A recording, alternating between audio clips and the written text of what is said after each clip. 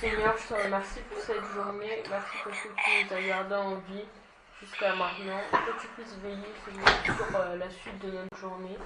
Que, Seigneur, cette parole qu'on va entendre, qu'elle puisse rester gravée dans notre cœur, qu'on puisse la comprendre et la mettre en pratique.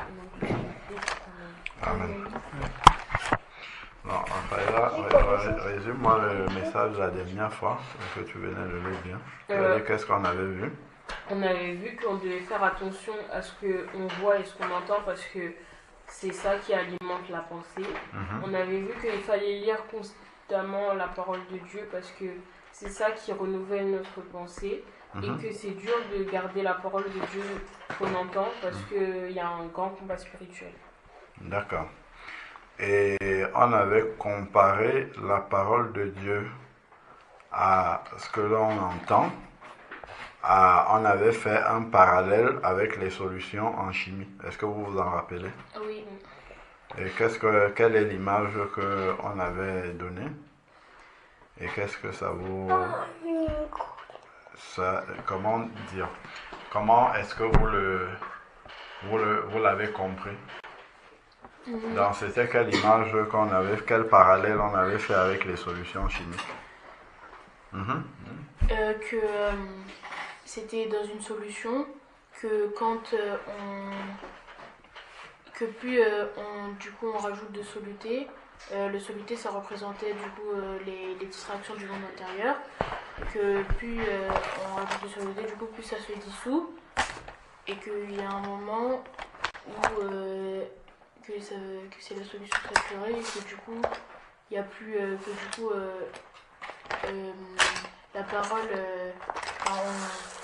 la parole de Dieu en nous, elle est morte. Donc, on avait comparé le monde dans lequel on se trouve. On avait vu dans 1 Jean 5, verset 19, on avait dit que le monde est sous la domination du malin. Donc, le monde, on l'avait comparé à une solution. Est-ce que vous avez compris? Le monde dans lequel nous sommes, on l'avait comparé à une solution en chimie et on avait dit en fait que la parole de Dieu est c'est comme un soluté qu'on met dans la solution. C'est-à-dire que nous, on reçoit ça étant dans le monde. D'accord? On reçoit la parole de Dieu étant dans le monde et plus on augmente le volume de la solution sans maintenir la quantité de soluté, puis ça se dissout en fait. Donc le fait qu'on soit constamment confronté au monde, c'est comme si le volume de la solution augmente. Donc la parole de Dieu, si elle n'est pas maintenue, elle diminue, elle se dissout au fur et à mesure jusqu'à disparaître totalement. Parce que nous sommes confrontés, que ce soit à l'école, au travail, dehors, aux paroles d'incrédulité, à la mondanité, à tout ce qu'on voit. Il n'y a rien qui nous rappelle la parole de Dieu. Il n'y a rien qui nous rappelle qu'il faut obéir à la parole de Dieu dans le monde. Donc, en fait, tout ça, ça constitue des facteurs qui font diminuer le peu de parole de Dieu que nous avons en nous. Donc, c'est à nous de pouvoir l'entretenir, donc de continuer à rajouter du soluté. Parce qu'on sait que dans tous les cas, le volume de la solution ne fait qu'augmenter parce que nous sommes tout le temps confrontés à des nouvelles ruses de l'ennemi qui sont dans le monde et qui font en sorte que le peu de parole de Dieu que nous avons entre nous diminue. D'accord? C'est d'ailleurs pour ça que il faut méditer la parole de Dieu tout le temps, il faut écouter les prédications, il faut pour que ça continue à augmenter le peu de quantité de parole de Dieu. Je dis le peu de quantité de parole de Dieu que nous avons entre nous. Pourquoi? Parce qu'on a plus de paroles qui ne sont pas de Dieu, auxquelles nous sommes communément confrontés. Du coup, forcément, même si nous avons même si nous avons une certaine quantité de parole de Dieu en nous, elle est toujours minime, très infime par rapport au reste de tous ceux avec lesquels nous sommes en contact dans ce monde. D'accord? Donc, et on avait dit justement qu'il y a un grand combat spirituel en plus du peu de parole de Dieu que nous avons. Et il y a un combat spirituel avec le diable qui vient essayer toujours de retirer cette parole de Dieu-là, de l'enlever ou bien de la transformer, de la corrompre. Vous vous rappelez dans Matthieu 4, lorsque Jésus s'est retrouvé seul dans le désert, ce qui est arrivé, qu'est-ce qui s'est passé? Et il s'est même retiré pour rester dans la présence de Dieu et méditer. Mais même là, le diable ne l'a pas laissé. Est-ce que vous vous souvenez de ce passage-là où le diable est venu lui dire, si tu es réellement le Fils de Dieu, donc il vient déjà avec un doute sur une réalité. Une réalité que Dieu a donnée, telle qu'on l'avait dans le jardin d'Éden, où le diable est venu dire à Ève, Dieu a-t-il réellement dit? D'accord? Donc il vient, et il demande aussi à Jésus, si tu es le Fils de Dieu. Donc il vient toujours avec le doute. Donc même le fait qu'on ait la parole de Dieu, ça ne veut pas dire que la parole de Dieu va rester en nous comme ça, sans être attaquée pour essayer de dissoudre non seulement le monde naturellement, avec tous ceux avec lesquels nous sommes en contact dans le monde va essayer de diminuer cette parole, mais même le diable va venir tester le peu de parole qu'on a pour essayer de semer le doute dans notre tête. Et ça peut se manifester de plusieurs façons. Est-ce que Dieu a réellement dit? Est-ce que si je suis un chrétien, je dois réellement faire ça? Est-ce que c'est vraiment ça que Dieu demande? Et ainsi de suite, pour nous amener à douter et finalement, comment dire? Et finalement se dire que oui, finalement Dieu il n'a pas dit ça vraiment. Ok? Donc, le diable, il vient, il voit Jésus dans le désert et il demande à Jésus, si tu es le Fils de Dieu, ordonne à ces pierres de se transformer en pain. Après, il ne laisse pas, il revient encore, il lui demande de se jeter du haut du temple, parce qu'il est écrit, dans lui-même, c'est lui le diable qui cite la parole de Dieu, parce qu'il est écrit que les anges viendront pour recueillir. Et c'est vrai, si tu vas le lire dans le psaume 91, c'est écrit ce qu'il dit là. Sauf qu'il utilise dans un contexte qui est totalement différent pour amener Jésus à faire des miracles inutiles. Juste pour l'amuser lui. Bon, donc, et Jésus ne s'est pas laissé intimider ou distraire par tout cela. Et tout ça, ça nous montre comment le diable lui-même aussi va venir essayer de nous tenter.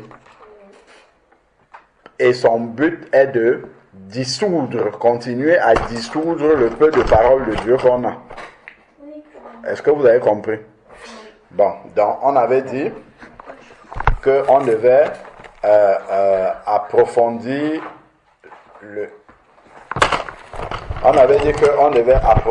justement le combat spirituel autour de la parole de Dieu que nous recevons. Le combat spirituel qu'il y a à garder en nous, cette parole de Dieu là. Et on avait dit qu'on devait méditer sur la parabole du semeur. Ok, c'est dans Matthieu combien? 13. Ok, Matthieu 13.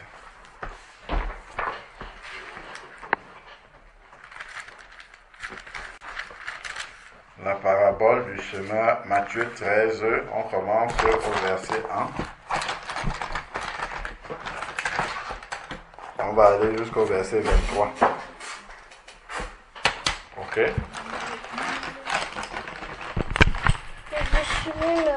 Alors, donc, Wendy, tu vas lire comme on a pris l'habitude de lire, tu vas aller lentement pour qu'en lisant, que nous puissions méditer en même temps. Ok? Bon, vas-y, tu commences avec le verset 1. Matthieu 13, verset 1. Ce même jour, Jésus sortit de la maison et s'assit au bord de la mer. Une grande foule s'étant assemblée auprès de lui, il monta dans une barque et il s'assit. Toute la foule se tenait sur le rivage. Il leur parla en parabole sur beaucoup de choses et il dit: un semeur sortit pour semer. Comme il semait une partie de la semence, une partie de la semence tomba du long du chemin. Les oiseaux vinrent et la mangèrent. Une autre partie tomba dans les endroits... On y va doucement pour bien comprendre ce que le Seigneur est en train de dire. Le semeur sortit pour semer. Comme il semait, quelques graines tombèrent le long du chemin où il est en train de semer. C'est quelques graines qui sont tombées. Et on voit que immédiatement après que les graines soient tombées, ces graines-là ne sont pas restées comme ça, sans être attaquées par quelque chose. Et ici, ce sont les oiseaux vinrent et les mangèrent. Donc, dès qu'il y a graines, immédiatement à côté, il y a les oiseaux qui viennent, qui les mangent, parce que la parole tombe sur le chemin. Et ce chemin-là n'est pas protégé. C'est un chemin qui est à ciel ouvert, auquel les oiseaux ont accès. Ça nous montre déjà, quand on va voir plus tard, que quand on nous donne la parole de Dieu, il faut qu'on la protège. Si on ne la protège pas, les oiseaux viennent pour retirer. Et on va voir, les oiseaux, ça peut être beaucoup de choses qui viennent pour retirer cette parole-là, comme si elle n'avait jamais existé. La distraction, simplement. Quand tu es en train d'écouter la parole de Dieu, la fatigue peut te prendre en sorte que tu n'écoutes pas bien. C'est un oiseau. C'est un exemple d'oiseau, par exemple. Le fait d'écouter la parole de Dieu, mais en ayant la pensée ailleurs, c'est un oiseau, en fait, qui vient pour focaliser ton attention sur autre chose, alors qu'on est en train de te dire quelque chose de très important. Vous vous rappelez l'histoire de Marthe et Marie? Oui. Voilà, quand Jésus était chez Marthe et Marie et Lazare, alors qu'il était en train d'apporter la parole sur le royaume de Dieu, Marthe était affairée à faire beaucoup de choses, alors que Marie était assise et concentrée pour écouter. Et après, elle se plaignait même auprès de Jésus en lui disant: mais ça ne t'embête pas que je sois en train de tout faire pour que tout soit bien, pour qu'on mange et tout ça, et que Marie soit assise à l'écoute de la parole de Dieu, tu ne lui dis rien. Jésus lui dit: mais tu t'affaires pour beaucoup de choses. Tout ce que tu fais là, ça ne sert à rien du tout. Le plus important, c'est ce que Marie est en train de faire, c'est qu'elle est en train de recevoir la nourriture qui est plus importante que toute la nourriture que tu vas nous servir là. Pourquoi? Marthe écoutait quand même, hein. En travaillant, elle écoutait quand même, mais sauf qu'elle écoutait dans la distraction. Et ça, ce sont des oiseaux en fait. D'accord? Alors que Marie avait tout laissé de côté et était concentrée pour être, elle avait toute son intention sur la parole de Dieu que Jésus était en train de donner. Et d'ailleurs, on va voir plus tard que lorsque Lazare est mort, on va voir la différence de comportement entre les deux. Quand Jésus arrive au tombeau, Marthe lui dit que son frère, ça fait 4 jours qu'on l'a enterré, il sent déjà. D'ailleurs, il n'avait pas la foi nécessaire, alors que Jésus lui a dit qu'il va ressusciter. Est-ce que vous comprenez? On voit qu'au moment de l'épreuve, la différence entre les deux était grande parce que elles ont reçu la parole de Dieu de façon différente. Il y a une qui s'est concentrée à recevoir la parole de Dieu, tandis que l'autre était dans la distraction au moment où il fallait recevoir la parole de Dieu. De la même manière, au moment où il faut manifester la foi, parce que la parole de Dieu, la Bible dit dans Romains 10-17, que la foi vient de ce qu'on entend, et ce qu'on entend vient de la parole de Dieu.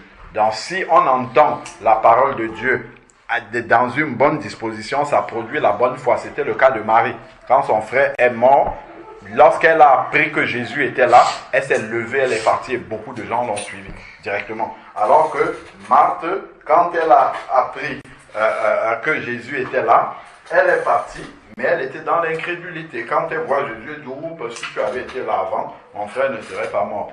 Jésus lui dit, ben, ton frère va ressusciter. Elle dit, oui, je sais, mais à la fin des temps, il va ressusciter.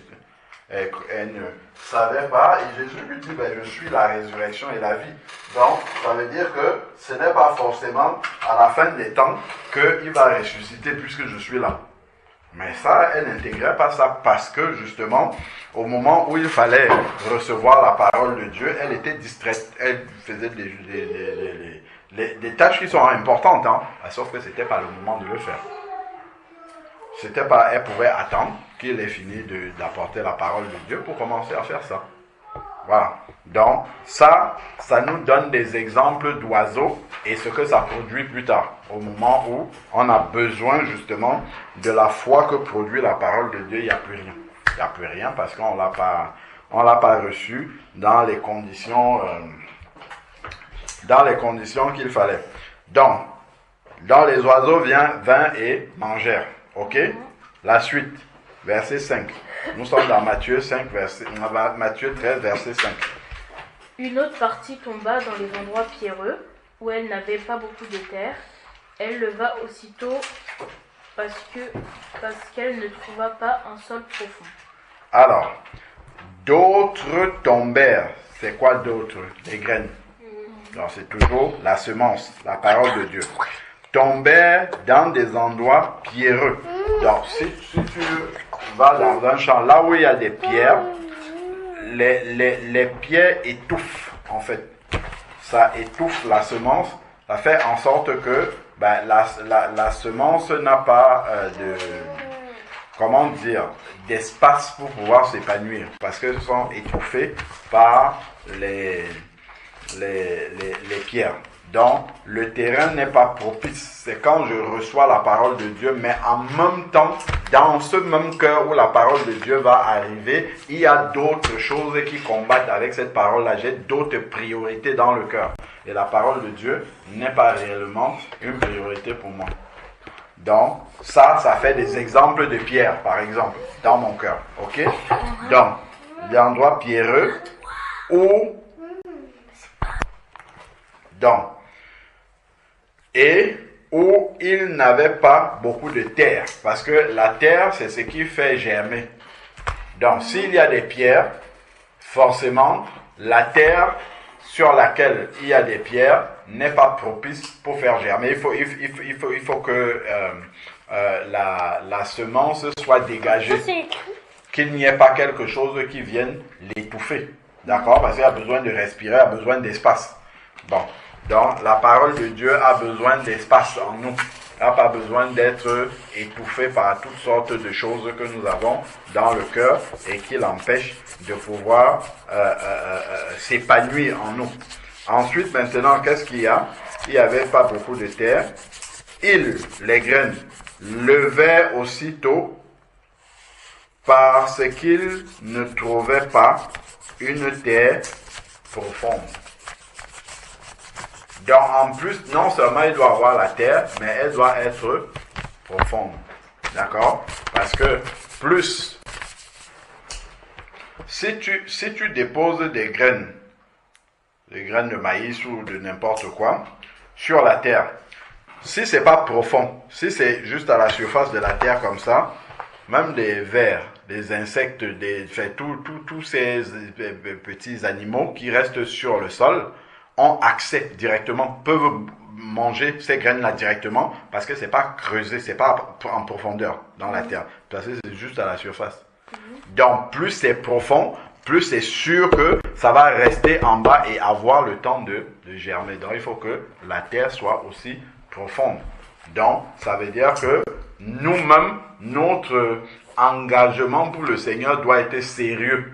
Si ce n'est pas si c'est superficiel, la parole de Dieu sera aussi superficielle en nous. Ok? Ça sera très superficiel. Il faut qu'il y ait déjà un attachement un attachement qui soit là vis-à-vis du Seigneur. C'est ça qui fait la profondeur. Vous vous rappelez de l'histoire des deux personnes qui ont bâti leur maison, l'une sur le sable et puis l'autre sur le roc. Vous voyez la différence qu'il y a eu entre les deux. Le roc, c'est celui qui a creusé profondément pour construire.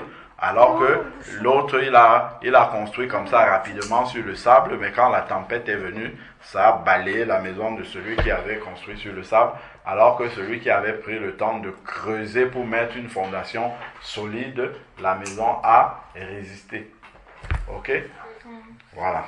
Donc, l'attachement au Seigneur est quelque chose de fondamental, de capital, d'important, d'indispensable pour que cette parole-là puisse demeurer. Verset 6.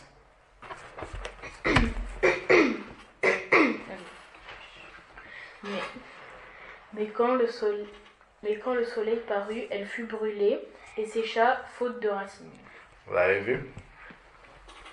La parole qui tombe à la superficie, comme c'est pas profond, si tu jettes des graines là sur la pelouse, ou bien, comme je disais, les petits reptiles, animaux qui sont là sur la terre vont avoir accès directement, soit même le soleil. Si le soleil tape dessus, puisque c'est pas profond, ça va l'atteindre et ça sèche tout de suite. Sécher, ça veut dire que toute la substance de ce qu'il y avait est partie. Ok?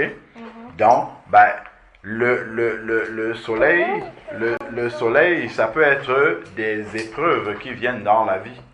D'accord? Des difficultés qui arrivent. Ça peut être le soleil. Donc, si cette parole-là n'est pas profondément gravée en nous, ça brûle la parole directement. C'est-à-dire que quand les difficultés vont arriver, nos yeux seront sur ces difficultés-là et non sur la parole de Dieu et elle ne nous servira plus à rien du tout. Ok?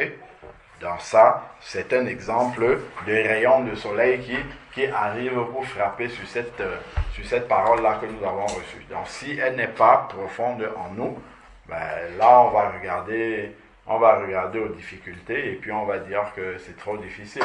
C'est l'exemple des disciples. Les disciples qui étaient dans la barque avec Jésus. Lorsque la tempête a commencé, leurs yeux étaient sur la tempête qui était en train de s'abattre. Et il dit, Seigneur, tu es en train de dormir là au fond de la barque, tu ne vois pas que nous sommes en train de mourir. Ils avaient oublié que celui à qui ils sont en train de dire qu'ils sont en train de mourir, c'est celui qui avait multiplié 12, c'était combien? 2 pains et 5 poissons. Et il a nourri une foule de plus de 5000 hommes sans compter les femmes et les enfants. Et il en restait encore 12 corbeilles. Ils oubliaient que c'est lui qui a fait ça. Qui était là avec eux. Bon. Alors, donc ça c'est la deuxième terre. Donc première terre, c'est une terre dans la semence va tomber le long du chemin. Dans la deuxième terre, c'est pierreux, d'accord? Et c'est pas profond. Ok? Ensuite, verset 6, on a dit le soleil vient. À chaque fois, on voit que lorsqu'il y a la semence, il y a un test qui vient pour voir si cette semence-là est bien enracinée. À chaque fois. Là, c'est le soleil, là, les oiseaux, tout ça, ça montre le combat spirituel. Ok? Le combat spirituel pour conserver la parole de Dieu. On voit que la semence n'arrive jamais comme ça et elle est en nous, elle n'est pas testée, il n'y a rien. Non. Dès qu'on reçoit la parole de Dieu, là, le malin va venir avec toute espèce de ruse pour essayer d'annuler la parole de Dieu là dans nos cœurs. Après, ensuite, maintenant, verset 7. Une autre parmi tomba parmi les épines montèrent et l'étouffèrent. Voilà. Donc, on voit encore ici, toujours la notion d'étouffer la parole de Dieu. Les épines, tu mets n'importe quelle semence au milieu des épines, vraiment, si la semence là arrive à germer, à pousser normalement, c'est qu'il y a un problème. Donc, les épines, et en général, les épines vont dominer toujours. Ok? Bon, donc là, il y a les épines. Maintenant, ça tombe sur une terre épineuse. ça vient sur un cœur où il y a peut-être des manques de pardon, des choses comme ça, ok? Voilà. Et dans la parole de Dieu ne pourra pas germer. Donc, qu'est-ce qui se passe là? Ça étouffe la parole de Dieu. Verset 8. Une autre partie tomba dans la bonne terre. Voilà. Elle donna du fruit, un grain 100, un autre 60, un autre 30. Voilà. Donc, on voit ici que lorsque la parole de Dieu tombe sur une terre, c'est-à-dire sur un cœur qui est bien disposé, qui est attaché au Seigneur, elle produit immédiatement du fruit. C'est-à-dire que ça va apporter immédiatement les vertus qui sont en Jésus-Christ. Parce que la parole de Dieu, c'est comme une semence. Et quand on sème quelque chose, ça produit. Ça produit nécessairement. Donc, si quelqu'un écoute la parole de Dieu et que sa vie n'est pas transformée, ça veut dire qu'il est dans un des terrains, forcément. Il écoute, mais on voit qu'il ne change pas, sa vie n'est pas transformée par cette parole-là, c'est qu'il est dans un des terrains, forcément. Ou alors, il peut être sur un terrain qui a tout ça aussi, c'est possible. Un terrain qui est le long du chemin, sur lequel il y a des pierres, il y a des épines, il y a tout en même temps. C'est aussi possible. Et d'ailleurs, le monde entier, dans sa plus grande majorité, est la somme de tous les terrains là. Ok? Donc, on voit que lorsque la terre est bien préparée, elle produit du fruit immédiatement. Verset 9. Que celui qui a des oreilles pour entendre, entend. Voilà. Donc, ça, c'est pour annoncer qu'il s'agit d'une image. Donc, Jésus a parlé de façon imagée, mais derrière les images dont il est en train de parler ici, il y a une réalité spirituelle pratique. Ok? Donc, verset 10. Les disciples s'approchèrent et lui dirent: pourquoi leur parles-tu en parabole? Voilà, donc eux, ils ont compris que dans ce que Jésus était en train de dire, il ne s'agit pas d'une vraie semence, de la semence que l'on jette dans les champs. Il parlait des réalités du royaume de Dieu, de la parole de Dieu, etc. Les disciples, eux, ils avaient compris ça directement, que là, il est en train de parler de quelque chose de profond spirituellement. Ok? Alors, après, verset 11. Jésus leur répondit: parce qu'il vous a été donné de connaître le mystère du royaume des cieux, et que cela ne leur a pas été donné. Voilà, il vous a été donné de connaître les mystères du royaume des cieux, et que cela ne leur a pas été donné. Ça montre déjà que il y a beaucoup de gens qui écoutent Jésus.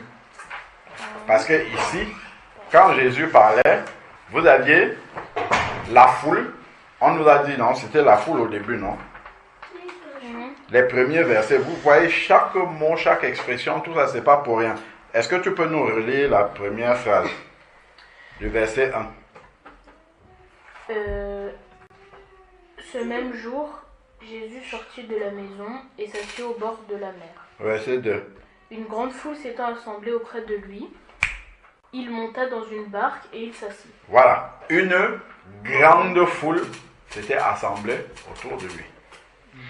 Donc, on voit maintenant que autour de la parole de Dieu, parce que Jésus c'est aussi sa parole, autour de la parole de Dieu, il y aura toujours une grande foule de personnes. Mais dans la foule de personnes là, il y en a qui sont des disciples et d'autres qui sont la foule. C'est pour ça, là, il fait la différence. Il dit que à vous, il vous a été donné de connaître les mystères du royaume de Dieu et pas aux autres. Donc, il y en a qui entendent ça comme ça. Eux, ils pensent que la semence, c'est le maïs, donc c'est tout. Ça ne fait aucun écho en eux par rapport. Alors que les disciples, tout de suite, quand ils ont entendu ça, ils comprennent qu'il y a un message important qu'il est en train de transmettre et ils veulent comprendre ce message-là. Donc, ceux qui ne sont pas de la foule, mais qui sont les disciples, sont des proches ils sont proches de Jésus et donc ils comprennent que dans le message que Jésus est en train de transmettre, là, il y a quelque chose d'important et ils veulent savoir ce qu'il y a. Donc, les disciples sont ceux qui vont creuser pour chercher à comprendre. D'accord? Alors que la foule, ils vont s'arrêter à ce qu'ils ont entendu comme ça le dimanche à l'église et puis ils vont rentrer dormir chez eux et puis ils attendent dimanche prochain. Ok? Et bien, forcément, c'est une des terres là, ça ne va rien produire, rien changer dans leur vie. Dans ça, ça nous parle déjà de l'intimité avec Jésus-Christ. Ok? Les disciples sont des intimes, alors que les autres, c'est là la grande foule. Il y a les intimes et il y a la foule. Ok? Donc, après maintenant, qu'est-ce qui se passe? Après le verset 11, verset 12. Car on donnera à celui qui a, et il sera dans l'abondance, mais à celui qui n'a pas, on ôtera même ce qu'il a. Voilà. Donc, ça c'est encore une autre notion que Jésus est en train de nous montrer ici. Plus on est proche du Seigneur, plus il va nous révéler, il va nous amener toujours plus loin, ben, plus on est, éloigné, distant, ben, plus on aura tendance à même le peu qu'on avait, en fait il parle de la dissolution, du peu qu'on a, en nous ça va se dissoudre, le peu de paroles qu'on a même entendues, ben, si on ne se rapproche pas, plus on se rapproche de lui, plus ben, la concentration de paroles en nous, de Dieu en nous, va être grande. Mais si on ne s'intéresse pas, même le peu qu'on connaissait là, ça va être totalement englouti et puis rien ne va plus exister de Dieu en nous. Ok. Donc, ensuite maintenant, verset 13. C'est pourquoi je leur parle en parabole, parce qu'en voyant, ils ne voient point, et qu'en entendant, ils n'entendent ni ne comprennent. Et pour eux, s'accomplit cette prophétie d'Ésaïe. Vous entendrez de vos oreilles et vous ne comprendrez point. Vous regarderez de vos yeux et vous ne verrez point. Car le cœur de ce peuple est devenu insensible. Ils ont endurci leurs oreilles et ils ont fermé leurs yeux. De peur qu'ils ne voient de leurs yeux, qu'ils n'entendent de leurs oreilles, qu'ils ne comprennent de leur cœur, qu'ils ne se convertissent et que je ne les guérisse. Voilà. Donc, en fait, la parole de Dieu ici apporte également un tri entre les personnes. Ok? Parce que Dieu, il connaît ceux qui sont réellement là avec un cœur bien disposé, alors qu'il y en a d'autres qui sont là peut-être avec des centres d'intérêt, parce que certains viennent, d'autres venaient pour avoir du pain. D'ailleurs, Jésus n'a pas manqué de dire ça à certains. À un moment donné, on lit dans Luc 14, il y a une grande foule qui suivait Jésus. Et Jésus s'est tourné, il dit, ou dans Jean 6 ou 7, il dit, je sais que vous me suivez parce que je vous ai donné du pain. D'ailleurs, il y en a qui s'approchent du Seigneur parce qu'ils veulent quelque chose. Ils cherchent un travail, un enfant, des papiers, je ne sais pas. Ils ont besoin d'une grâce de Dieu dans leur vie. C'est ça qui est la motivation de ce qu'ils se rapprochent de Dieu. Mais il n'y a pas de racines, ils ne sont pas sincères. Ils ne veulent pas de Dieu dans leur vie, mais ils veulent de ce que Dieu donne. Ok? Voilà. Donc, quand Dieu envoie sa parole comme ça fait le tri entre ceux qui sont réellement enracinés, qui veulent vraiment le suivre, de ceux qui sont là juste pour les bienfaits du Seigneur. Voir quelques miracles dans leur vie, voir quelques portes qui sont restées fermées dans leur vie s'ouvrir, je ne sais pas moi, être riche, être bien situé, être toutes les convoitises de leur cœur réalisées. Il y en a qui veulent ça. Et donc, Jésus n'est pas dupe par rapport à tous ceux qui sont là devant lui. Ok? Il sait que tous ne sont pas là avec de bonnes motivations sincères. Ok? Donc, c'est ça, en fait, qui dit ici qu'ils vont entendre, ceux-là, ils sont là, ils vont entendre, ils viennent là comme pour recevoir la parole de Dieu, mais tout ça, ils vont entendre, mais ils ne vont rien comprendre à ce qu'ils sont en train d'entendre et ça va leur servir à rien du tout parce qu'ils ne sont pas là pour Jésus. Ok? Ils sont là simplement pour ce que Jésus donne. Ça fait le tri entre ceux qui sont les proches, les disciples, et ceux qui sont de la foule. Verset 16. Mais heureux sont vos yeux parce qu'ils voient et vos oreilles parce qu'elles entendent. Voilà, ça ce sont les disciples. Okay? Les disciples ont des yeux et ont des oreilles. Parce qu'il y en a qui ont des yeux, beaucoup, mais pour Dieu, ils sont aveugles, ayant des yeux. Certains ont des oreilles, mais pour Dieu, ils sont sourds. Ok? Alors qu'ils entendent toutes les paroles, mais la parole de Dieu, ils n'entendent pas. La plupart des gens dans le monde dans lequel nous vivons sont des sourds, en fait. Parce que Dieu parle de manière multiple dans tout ce que nous voyons dans notre quotidien, dans l'actualité, mais la plupart des gens, ils sont totalement sourds. Ils ne voient ni en rien. C'est pas juste en écoutant une prédication, mais même de manière naturelle comme ça, Dieu, nous, on arrive à comprendre quand on voit telle ou telle circonstance, à savoir que ça, c'est Dieu qui est en train d'envoyer un message, mais la plupart de ceux qui sont avec nous ne comprennent rien.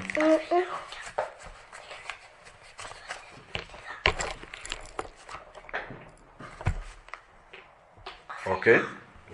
Donc, verset 17. Je vous le dis en vérité, beaucoup de prophètes et de justes ont désiré voir ce que vous voyez et ne l'ont pas vu, entendre ce que vous entendez et ne l'ont pas entendu. D'accord. Donc, beaucoup de justes, ça, c'est pour dire que, effectivement, Jésus, qui est le roi des rois, est là manifesté devant eux. C'est vraiment le royaume de Dieu qui est là présent. Ok? Et qu'il y a eu des grands prophètes, mais eux, ils n'ont pas vécu directement avec Dieu manifesté en chair comme ça devant eux. Ok? Ce qui est le cas pour ceux qui vivaient au temps de Jésus. Donc, ensuite, maintenant, verset 18. Verset 18. Vous donc écoutez ce que signifie la parabole du semeur. À qui dit-vous donc? Aux disciples. Voilà. Donc, Jésus parle à tout le monde, mais il explique aux disciples. Est-ce que vous comprenez? Oui. Ceux qui viennent pour méditer la parole de Dieu avec un cœur sincère, un cœur bon, Dieu va leur expliquer ce qu'il y a dans la Bible. Mais ceux qui sont là juste comme ça, comme des spectateurs, sans être engagés, en fait, ils ne comprendront pas. Et ça, c'est un peu...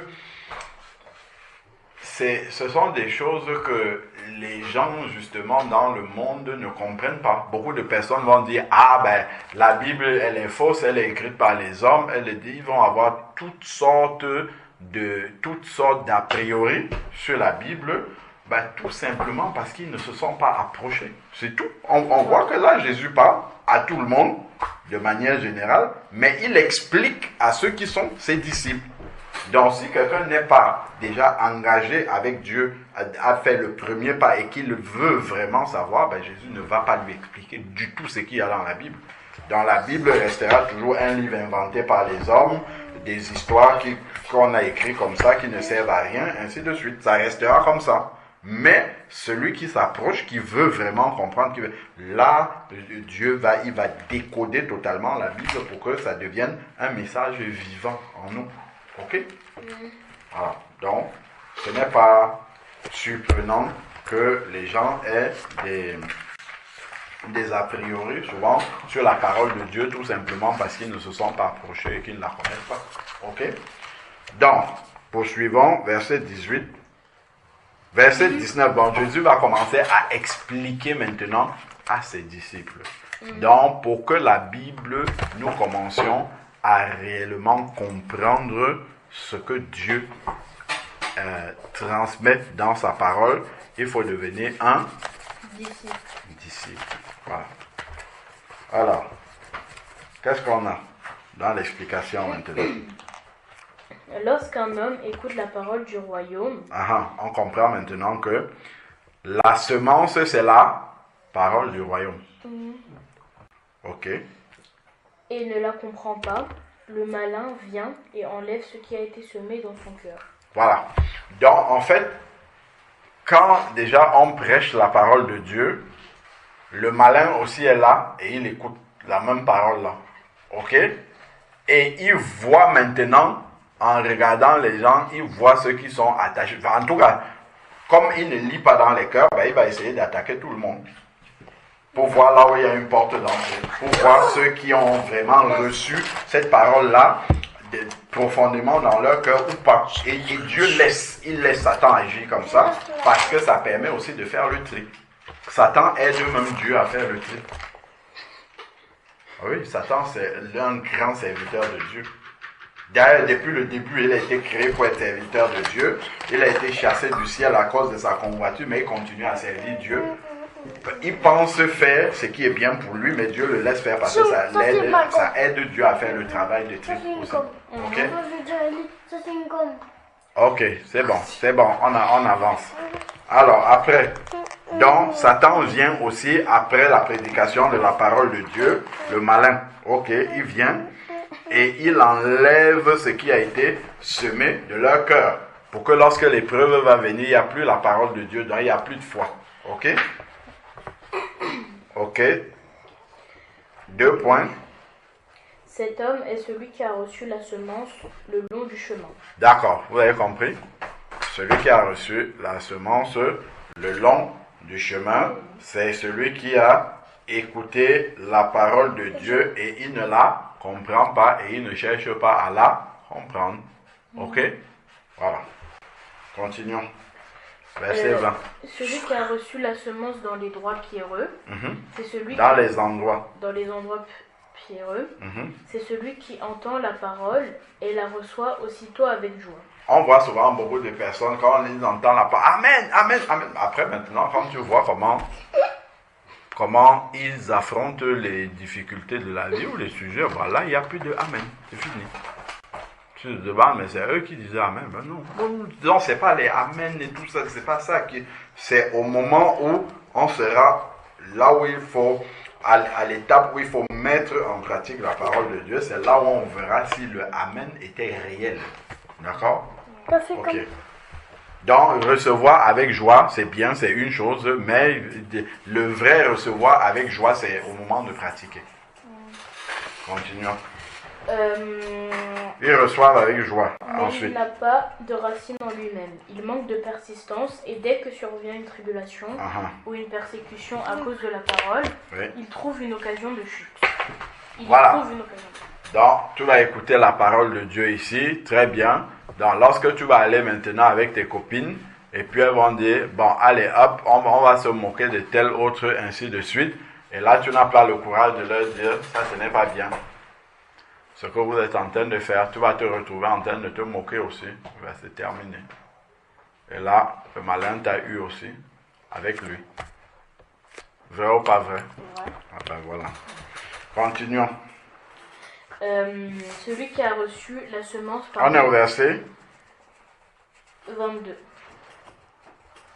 Celui qui a reçu la semence parmi les épines, c'est celui qui entend la parole, mais en qui les soucis du siècle et la séduction des richesses étouffent cette parole et la rendent infructueuse. Voilà, donc il écoute bien la parole de Dieu, mais il a beaucoup de préoccupations dans son cœur. Il veut être riche, il veut avoir beaucoup d'argent, il veut ci, il veut ça.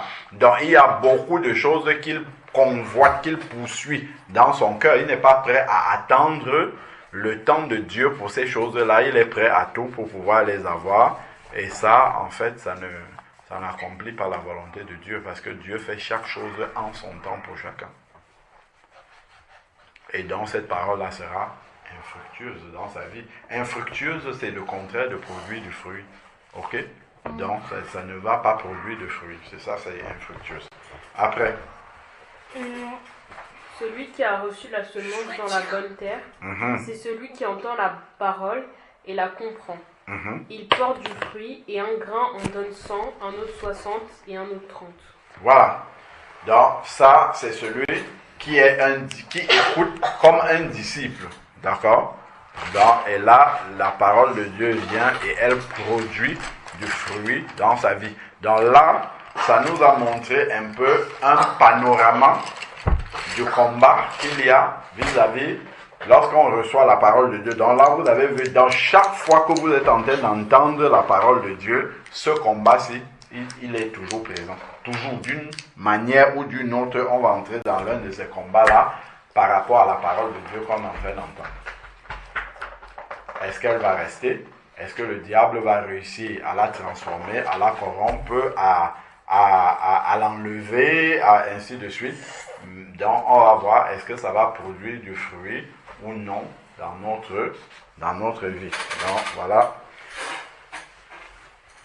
la deuxième partie, justement, du message de comment garder la parole de Dieu. Donc, est-ce que vous voyez des sujets de prière ici? Parce que là, on comprend effectivement que dès qu'il y a la parole de Dieu que nous devons recevoir, tout de suite, le combat commence. Même pour s'asseoir là comme ça et partager la parole de Dieu, il y a toutes sortes de, de préoccupations qui vont, de comment? De combat, oui, il y a toutes sortes de combats, c'est ça, tout à fait. Il y a toutes sortes de combats qui vont venir pour qu'on n'écoute même pas déjà la parole de Dieu. Et pendant qu'on est en train d'écouter, il y a toutes sortes de distractions, de choses qui vont essayer de nous amener sur d'autres terrains, d'autres pensées, pour que cette parole-là ne puisse pas être reçue dans la bonne terre. Ok?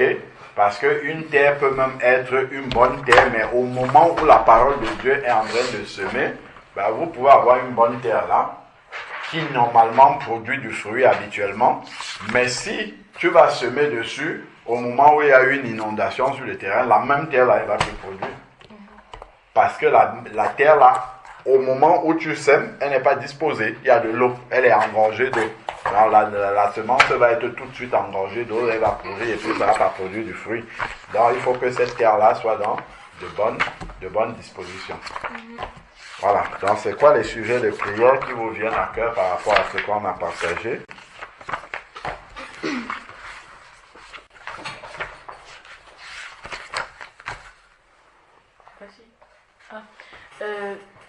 Oui.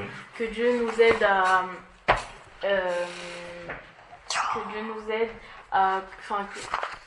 que Dieu nous aide à ce qu'on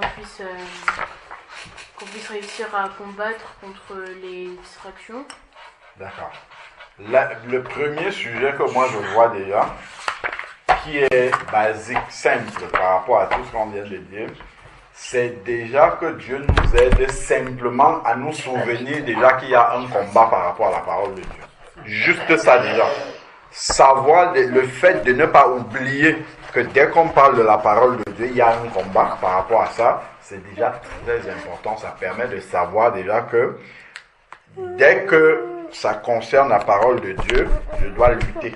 Je dois lutter pour pouvoir garder. Ben moi, je me souviens, par exemple, quand on allait au travail tous les jours, ben je rentre au moment de prier, c'est le moment où je suis le plus fatigué. Parfois, je me mettais à genoux pour commencer à prier, je m'endors, je dors. Mais si je me réveille et que je fais autre chose, je serai très lucide. Pourquoi? Parce que ben, c'est au moment où tu veux prier que là, l'ennemi va venir t'assaillir avec toute la fatigue de la journée et ainsi de suite. Mais si tu fais autre chose, il va te laisser. Parce que ce n'est pas dangereux pour lui. Mais par contre, si tu es connecté là à la parole de Dieu, là, ça devient dangereux pour lui. Et il va venir avec toutes sortes de choses. La fatigue, de ceci, de cela, et ainsi de suite. Tu vas ouvrir ton téléphone pour méditer. Ben, c'est au moment où tu veux méditer sur le téléphone, c'est là où tous les messages vont venir, les pop-up, les ceci, on va t'appeler et ainsi de suite. Tu vois que normalement, la bonne manière de méditer, c'est fermer le téléphone et puis rester sur le papier comme ça. Déjà, c'est vrai. Mais c'est compliqué. Quand tu vas te lever le matin, par exemple, pour méditer comme ça, il faut que tu allumes dans la chambre, tout ça et tout. Ben, tu vas préférer prendre la solution facile avec le téléphone. Sauf que, ben, là, il y a beaucoup de choses qui peuvent te distraire. Oui. C'est bon. Donc, c'est ça. Déjà, se souvenir que Mais ça. dès qu'il s'agit de recevoir